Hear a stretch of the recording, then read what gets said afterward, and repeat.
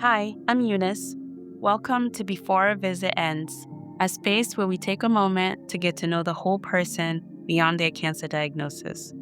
Along the way, we'll gain meaningful insights on living a life that is not defined by cancer. These stories are sometimes heavy, sometimes unexpectedly light, but always honest. During this podcast, my guests and I will be sharing personal experiences and discussing medical information. That said, the information we share is based on our own lived experiences, perspectives, and personal understanding. This podcast is not intended to replace medical advice. Please consult your own healthcare provider or licensed practitioner with any questions or concerns about your diagnosis or care. Before Our Visit Ends is not responsible for any outcomes related to information shared in this podcast. Each episode is shared with the hope that someone listening might feel seen, better understood, or more informed. And with that, let's begin today's episode. Hi, Sensi. Thank you so much for joining us today on Before Our Visit Ends. I'm really excited to have you on the podcast. How are you? I'm well. I'm excited to be here. Don't really know how it's going to go, but I'm excited. Yeah, I feel like I don't really either. Like we kind of figure it out together, and that's sort of the best part. Really, the goal is really to share your experience, for us to learn from how you've navigated your cancer diagnosis. And I really think like what you have really valuable is the fact that there are so many young people who are going through cancer now more than before, and I do think like that demographic has questions and I don't have the answers. You may not have the answers, but I think you definitely have something valuable to talk about. But before we start, really just want to get to know you before we talk about anything medical, your family, your work, your life in general. What are you up to these days? I'm coming up with a plan to take over the world. No, Yes. Mhm. but I'm not really kidding. Let's see. My family, I have two kids. They are 10, going on 20, and 14. They keep me on my toes, especially that little girl. She's a Sephora girly. She likes going to Sephora every chance she gets. For some reason, she thinks that she needs to have all these different skincare regimen, and she's making her father broke because I'm not subscribing to it. And she got into your stuff? She actually does. So, she'll go get my makeup bag and think that I don't know that she's wearing mascara. And it's like, well, how did you know? It's like, girl, I have eyes. I could see it right there. So yes, it's legit like having a little broke best friend, and her brother is like daddy brother. Like he's on top of her as far as like he's very protective. And I mean he acts like my husband too. It's kind of like, where you going? Who you going with? What time you coming back? Are you wearing that? So it's really interesting. I do a lot of things. Too many things actually. So full time, I'm a school-based SLP. Part-time, I run a private practice. A part of that part-time, I do PRN at a nursing home. I'm also a committee chairperson for well, right now, I just have one student, and she's getting ready to defend her capstone for the SLPD program at Rocky Mountain University. Let's see, what else? What do I do for fun? Nothing. I like to be inside my house and watch TV and do nothing. And then there are times where my brain decides that we're going to look up stuff or try to figure out how to add something else to my overflowing plate. And then my brain runs a million miles a minute and just doesn't shut off. So, yep, I'm plagued with that. And I mean, maybe that's why, like, on the weekends, I don't do anything. Like, I won't do anything on a Saturday. And then when it's like 6 o'clock, it's like, oh crap, I need to do the laundry and all of these other things because then I have to go to church on Sunday. And then after church, it's like, oh, well, tomorrow's Monday. I don't think that's the best life, but I need to work a little bit harder on not doing a lot of things.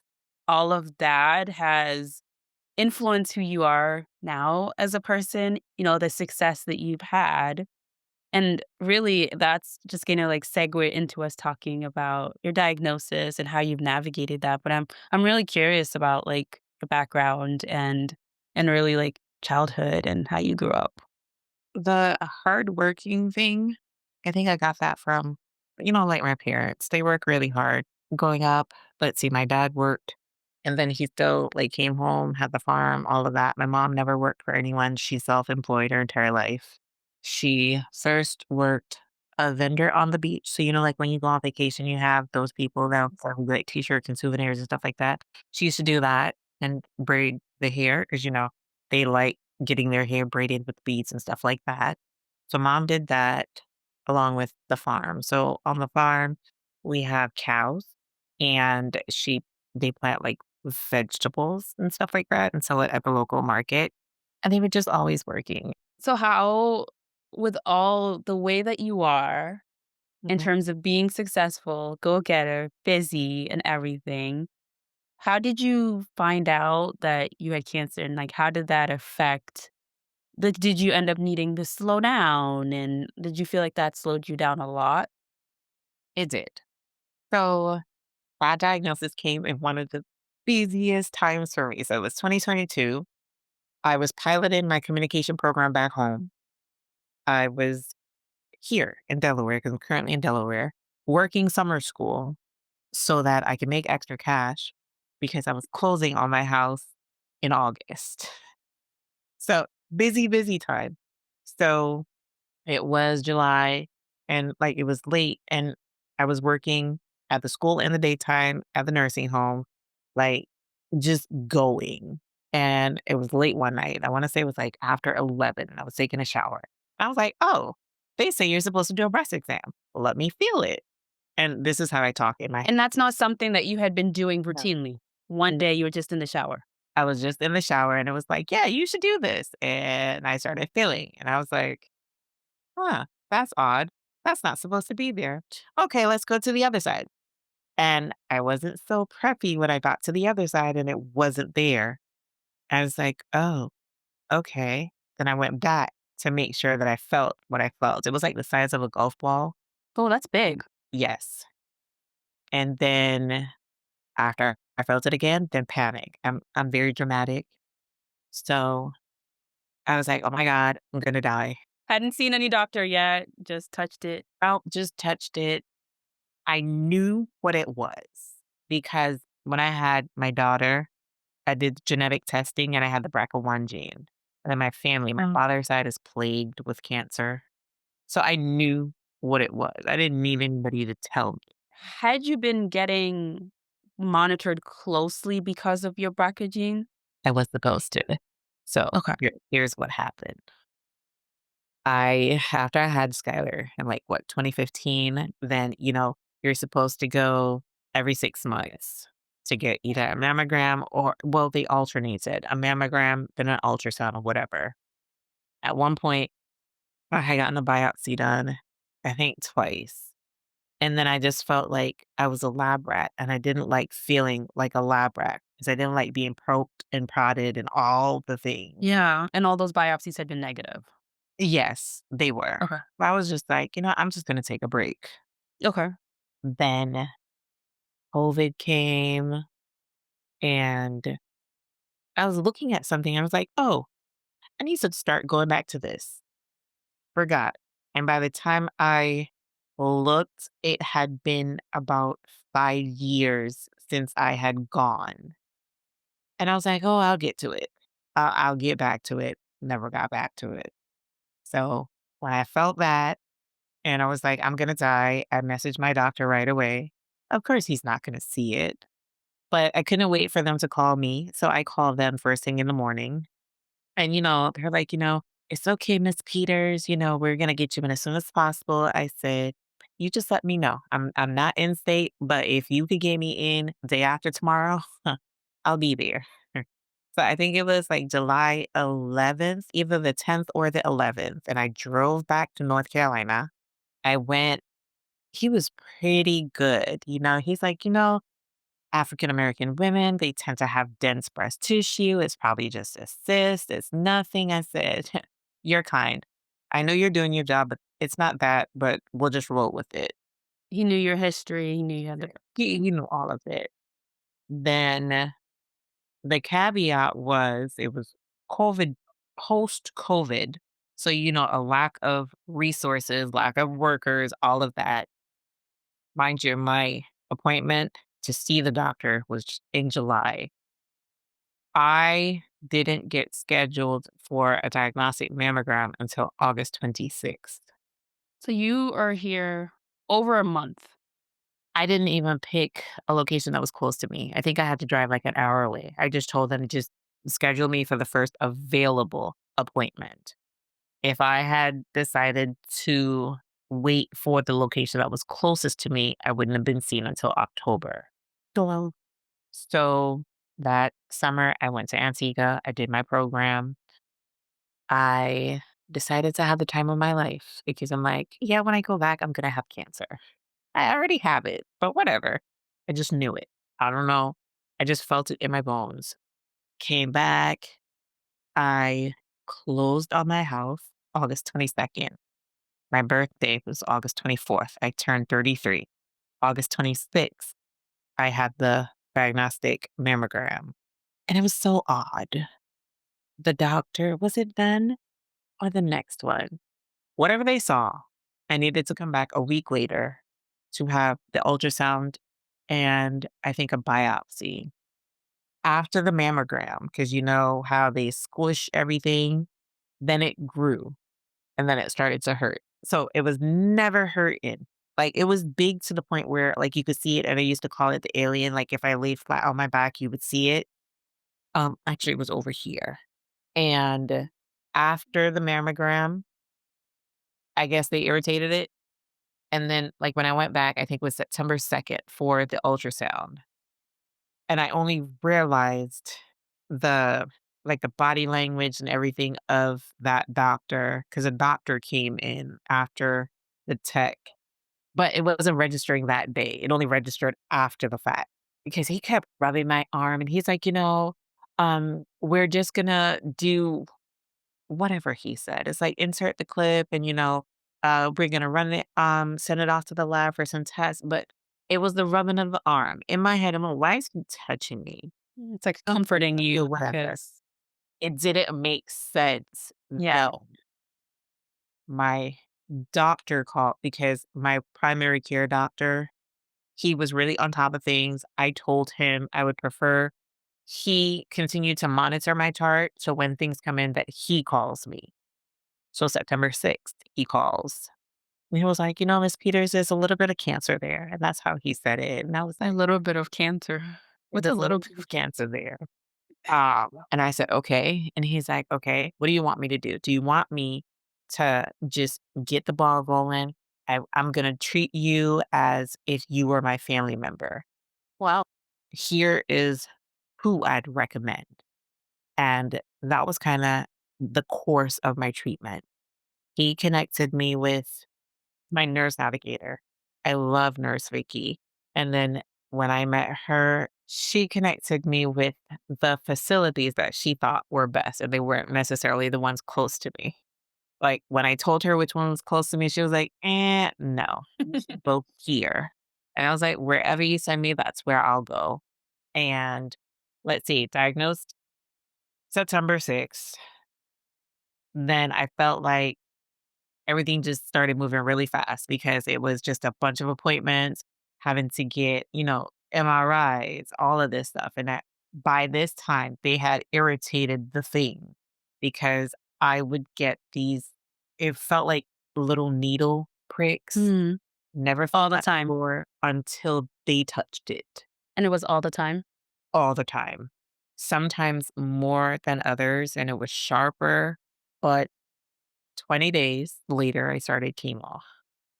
I started chemo September 26, 2022, and I had 6 months of, what was it, Carboplatin and Taxol.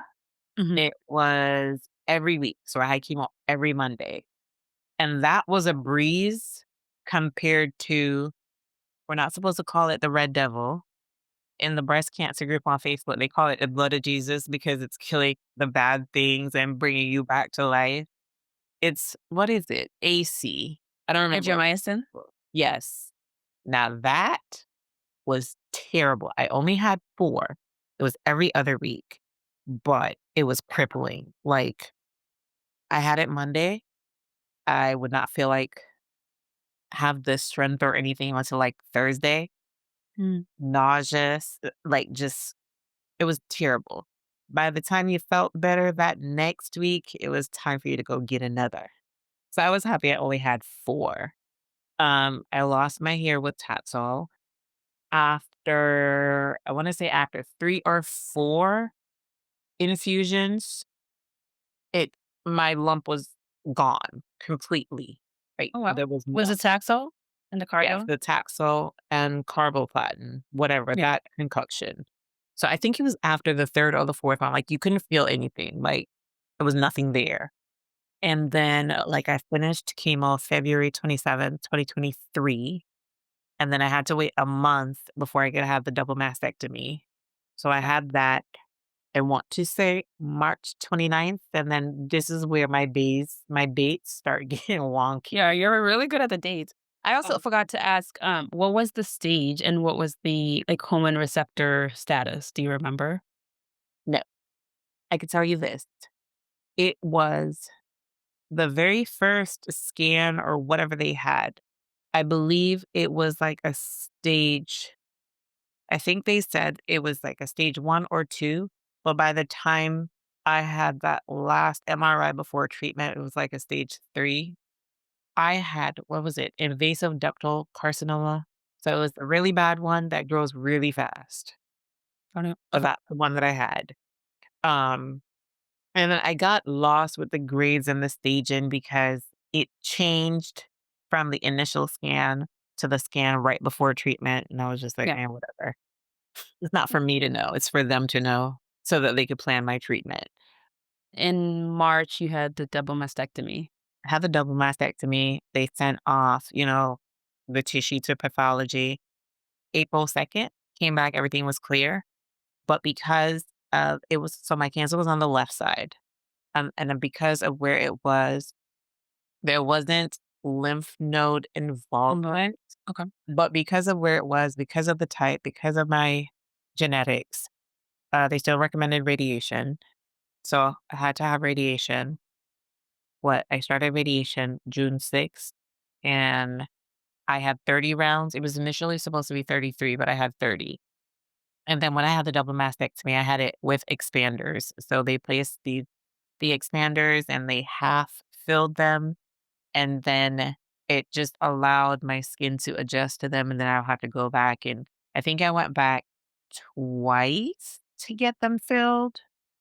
And then at one point I had to go get some reduced because they didn't want them to be filled too much when I had to do radiation. So I had them reduced to go through the radiation process. And then after that and some healing, because my skin looked like a crocodile, like it was black, burnt, all the things. Then after that, they refilled them. And then I had, I believe it was 12 rounds of Keytruda. So I had immunotherapy. And then I finished immunotherapy 11/24/2023. Then 12/22, I had the exchange surgery where I exchanged the expanders for implants. And I could say I absolutely hated the drains. The drains were the worst part about both surgeries. Like, I hated them, hated having to suction them. The last surgery that I had, I kept telling them, like, one of the drains, I don't know what it was connected to, but every time I cleared it, like, a pain would shoot down my arm. And even after they removed the drains and all of that, like, sometimes I would still have the pain. So currently, like, my left arm from my shoulder to, like, my elbow is problematic. Can't do too much with it, but sometimes I forget that I can't do too much with it, and then I do, and then, it's just Is it, and it's because of the drains, they say, or do they, it's just all the it's histories just of all everything? connected because it was on the left side. Yeah. Radiation. It caused, there was a period of time where I think there was, like, some narrowing of the esophagus, which made it really, really, really difficult to swallow, even to swallow saliva, swallowing water, like, it was painful. Thankfully, I didn't mean to go get it, like, surgically expanded again, like, it just kinda went away after maybe, like, a few weeks. When you stop radiation? Yeah. So radiation is a gift that keeps on giving because you start like, some of the side effects don't appear until you've already completed, and it's literally like your skin burning from the inside out. It was terrible. Um, I forgot what it's called, but because it was the left side that they were treating and, your heart is there, they had this silicone type thing that they placed over, and, when I was getting the radiation, I had to do the breath holds. I think the thing that they put over my skin, it caused me to burn sooner, so that's why I kinda looked like an alligator. They said I wouldn't have feelings, so for a while, I had no feeling, like, midline and at the top, like, where your cleavage is. Yeah. But, like, me doing this now, I could feel it, and if somebody else were to touch it, like, I could feel the sensation, but midline and under, I don't have any sensation at all. But I'm praying that it'll come back. I believe that it could. So, Well, yeah. we'll pray that it comes back. I'm curious about like when you were going through the process of treatment lasted for a long time. Like who was helping take care of your kids and like how on a day-to-day basis, like what kept you going? And like how was that like emotionally for you? So, they didn't really see me, like, falter, I guess, but behind closed doors, I would cry. I tried not to cry in front of my kid because then that would make them feel bad. So, like, the day I got my diagnosis, I call my soulmate. I call her my soulmate because we've been friends since high school back home to now, and we just understand each other on, like, a level that nobody else does. So that's why I call her that. She dropped everything, drove from Florida to North Carolina. She went with me to, like, all of the initial appointments, and I needed that because I tend to shut down. When I don't wanna hear what you gotta say, you're doing too much, I will yes you to death, and I will respond appropriately, but I'm not hearing you.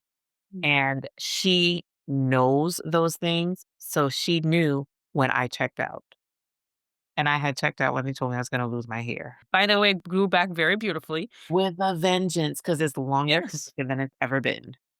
I was worried about that. I wanted to keep it, but she was able to listen and ask all the questions, even questions that I didn't think to ask. So that's something that I would recommend for anyone who goes through the process.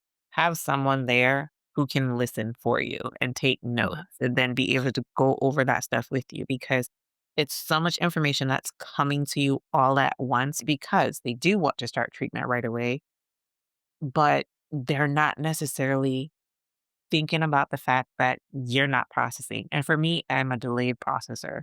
So I'm only going to process information after the conversation already happened. So she was really good to have. Did you feel prepared to know the questions to ask, or she really was, like, asking? I know you said you shut down, but, like, how did you even know what to ask? Like, I mean, they say you're gonna lose your hair. Is it just, like, during, like, the teaching conversations is when it's like, "Okay," like, and then what else is gonna happen? Like, did you feel prepared for treatment? Education wise, I don't think so.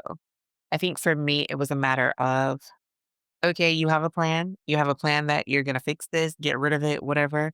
All right. As long as I knew that there was a plan, I just needed to show up. And Okay. that's kind of how I dealt with it. And other people may not deal with it like that because they may want to know all the things. I think I only asked questions that I felt were important for me to navigate the process. I asked questions, of course, about knowing, like how I was going to feel while going Mhm. through all of that. Like, was I going to be able to work because I just got this house? Like, literally, asking those kinds of questions. But like I said, being a delayed processor, like after the fact, after I would leave the appointment, that I would sit and replay the conversation in my head. And like, if I had a question, my nurse navigator is really amazing. We're still connected today, where I could text her a question or my oncologist, I could just type all the questions into my chart and they were really good about answering the questions. And I also let them know I don't process information as you're giving it to me. So I'm going to have questions later on. And they were really good about that, answering my questions in a timely manner. Sometimes my questions were so many that they would just call, which I appreciated. But like I said, I'm not the professional when it comes to that. I trusted them to know exactly what it was they were going to do. I didn't feel like, oh, I could try some holistic things to probably remediate the situation. I didn't because I knew one, the type of cancer that I had, and I did research. And then I found various Facebook groups. And I will say this, you can get lost in those groups. For me, I took what I needed and left what I didn't. A lot of negativity, and I didn't need that because the words of my nurse navigator was what actually helped me the most. She said, if you start feeling sorry for yourself and you start with that, like, woe is me, like, I'm sick, da da da da, then your body's going to shut down and it's not going to heal the way that it needs to heal. Like, you have to tell yourself, like, you're going to be better. And that's kind of what I did. And it made sense because when you're stressed, your body shuts down. So that was it for me, which I think was also why I dealt with it with humor. And I always tried to find the positive in something because that was what I held on to get to the next day. So that was really helpful. And then in the back of my head, it's like, I don't want my body to shut down. I don't want it to reject the treatment. I want it to, take it, kill it, all the things. Let's move past this. So I think that really helped me. And then I had more supporters than I knew because I was worried because I moved just about an hour from where I lived in Charlotte, where I had, like friends who were close by. I was worried about that. But then I didn't need to worry because people popped up. At my job, I didn't realize that I worked with two ladies. There were a lot of prayer warriors. And like my coworkers at that school, I'm no longer there, but at that school, when I tell you they showed up and showed out, they did. They really, really did. And at the time, Skylar was going to that school because I worked there. They made me like care packages, baskets, and they would make one for her. They just rose above and beyond. And my cousin, who we're really close, she's like my sister. Like she would drive from Delaware every Sunday to come to North Carolina, take me to my infusions, and then leave that Monday afternoon when I was all good. When she couldn't go, her sister would come or somebody would fill in. So like my soulmate, she created like a spreadsheet. It's like, okay, here's who's gonna do like which days, whatever, whatever. And then she did this bill tracker. And then between her and my best friend, it was like, okay, let's see all the bills that are coming in and how we're gonna manage them and all this other stuff. Like I was really blessed and I didn't have to think about a lot of things. And then things that I was thinking about, they would tell me not to think about it. I have a difficult time asking for help. Then, like I created a GoFundMe. I had created it because they told me to create it, didn't publish it because why am I begging people for money? And they were just like, just do it. I was just like, okay. And I did it and I got support. And I was like, okay. And I wanted it to like pay the medical bills, but then something came up with, the kid or something else in the house. And I'm like, well, I can't touch that money because that money is supposed to pay for this because that's what I told the people I was going to do with it. And, my best friend would say, well, they gave it to you because you're going through this situation. And because you're going through this situation is why these other things are happening. So it's Right. okay. Like it took a whole lot of hand holding and a lot of talking to for me to do certain things. But I made it through it. And I honestly wouldn't have if I didn't have like all the people. I developed a stronger faith because shoot, I needed it. I did cry a lot. I think I cried a lot because I was a single person going through it. And I was just like, why did I have to be single? Like, why couldn't I have someone here who can help me navigate the situation? Like, I'm taking my friends from their lives. And like, there's that guilt piece. And then I'm like, well, and sometimes I would hear God's voice and it's like, well, you have exactly what you need. And Yep. then I would shake it off. But, sometimes it would still be there. But I navigated through it with a lot of help. I don't think I would have been able to do it without the support system that I had. And then when we got to the end, nobody prepares you for the end. And it's Yeah, tell me about that. I was gonna ask, like, how are things now, and what does it mean? What does because the end mean? so the end of active treatment. Yeah. Other people look at it like, "Oh, you're healed now. You're no longer sick." And it's like, yeah, no.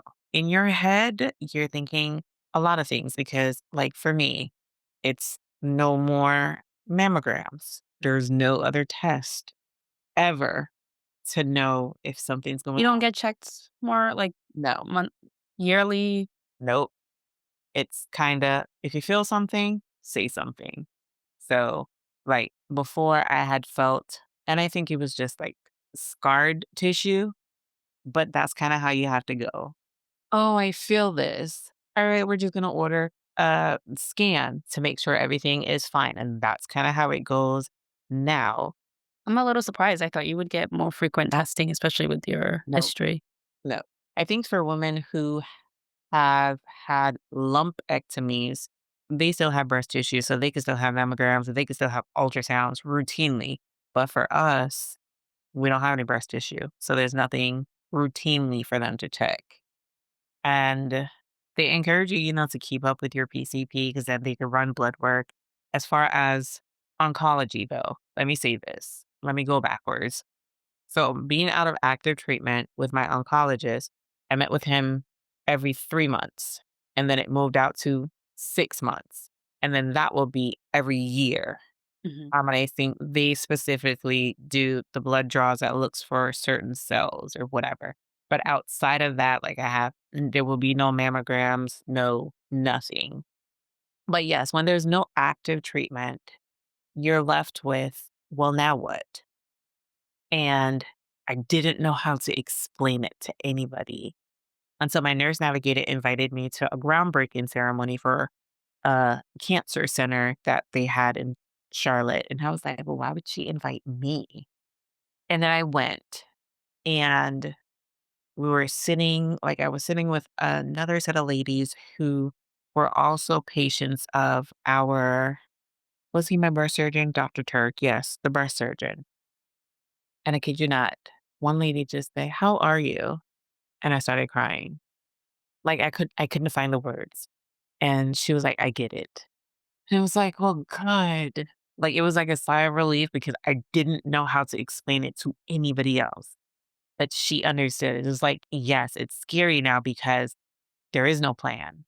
Like, there is no plan. You're not going every week for something. You're not going every couple of weeks. Like, Like you're out in the world just you're just like before. right, like before, but your life is not like before. And, like I said, you have things in your head now because you have been through some things. Like some people, they're now fearless. And I think if I didn't have kids, I would be. But I feel like I have to be anchored to something because I have these little people. But it was scary because you get a cold, you don't know whether or not it's just a cold. Like anything that happens to you, it's not just, oh, it's just this. And the other thing that for me, I have to be careful of, like, I didn't notice, but extreme exhaustion was also a sign, but I did not know that. I know when I can't do too much because I start to feel it. Then it's like, all right, we just got to let it go. Whatever is not done is not done. It is what it is. There's nothing I can do about it. And just kind of let that be. And then the other part for me, because I have the BRCA1 gene, they wanna take my lady parts. I was gonna ask you, that was gonna be my next question is, No. what other measures are you taking because of your BRCA1? Well, honestly, You don't wanna get your lady parts taken? no, I don't. They keep trying to take it, and I'm just like, "Who wants to have a dry vagina?" Like, no. Yeah. Um, and I know that's probably not where I'm supposed to take this, but that's automatically where I go. I said, "Listen, you know." Could they keep the ovaries? No, for me, everything has gotta go. Everything? Yeah, so maybe for someone else, they may be able to keep the ovaries, but for me, I gotta get everything removed. So I told them, let's have this conversation around closer to 40 because I do want to get married again. The other reason why I was able to start treatment quickly was because there was no egg harvesting. They asked me if I wanted to. I said, no, I already have a boy and a girl. There's nothing left to get. So I was able to start treatment right away. For others, if they do want to harvest their eggs, they'll have to delay treatment to have that done.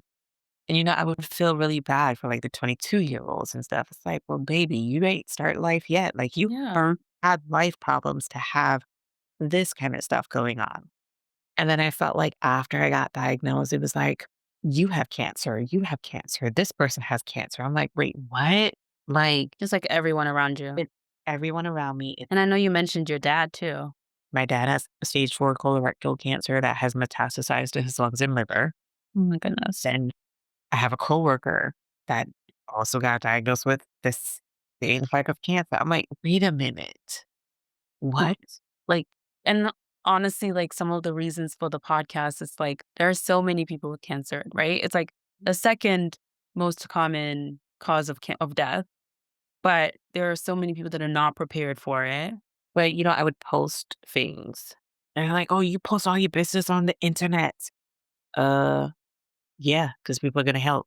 And I didn't mean like help financially, but it's like me posting, I got DMs and it's like, my mom is going through this, or I had this, or my child had this. And it's just like, see, that's why I post. It's not something to be ashamed of. And like I have the sugars, people will say they have diabetes, they will say they have high blood pressure, but somehow talking about a cancer is not something that you're supposed to talk about.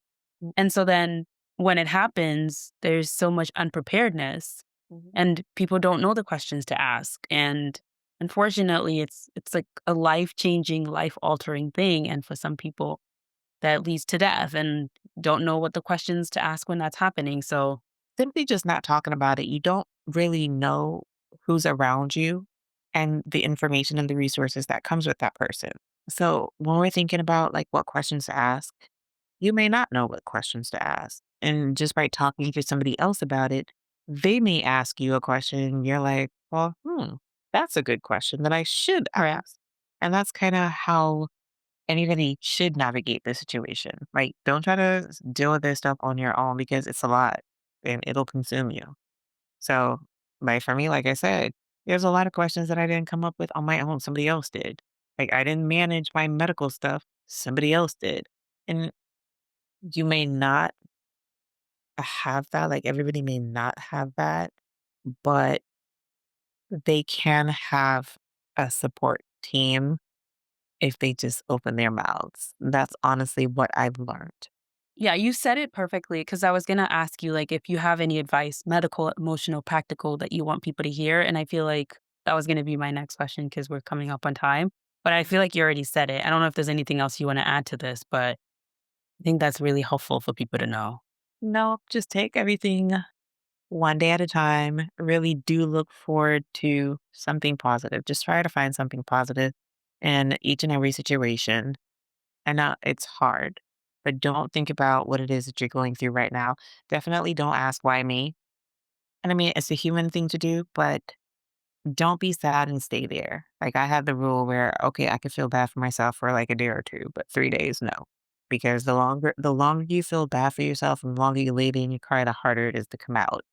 So it's okay 1 day, 2 days, but day 3 is like, all right, shake it off. Ain't nothing you can do about it. Or is there something you could do about it? What are the things that you did about it? Like any things that you do for fun now that you did for fun then? Like things that you had already been doing? What do you do to like be yourself, bring yourself joy? Honestly, I just like helping people. And I tend to say yes a lot when I should say no. But I do like helping others. And especially like that was my personality before. But after seeing like how people showed up for me, I feel like in a way that I could show up for somebody else that I absolutely would. And, for other people, just go for whatever it is that you want to go for. I think I'm actually going to do that next year. I have to work towards things to make sure that can happen, but I think I'm finally going to let some things go and just see what happens and not try to control all the variables. So that's a personality problem, right there. Yeah, it's a control thing. It's okay. We all have our personalities, which is what makes us who we are and successful people. But thank you so much, Sensi. Truly appreciate having you on the podcast. And yeah, might have you another time, but this was really a great conversation. Thank you. Yes, you can have me back as a caregiver because I have some stories to tell. Although this visit has ended, I hope this story stays with you and you can share it with someone who might need it. Until next time, take care.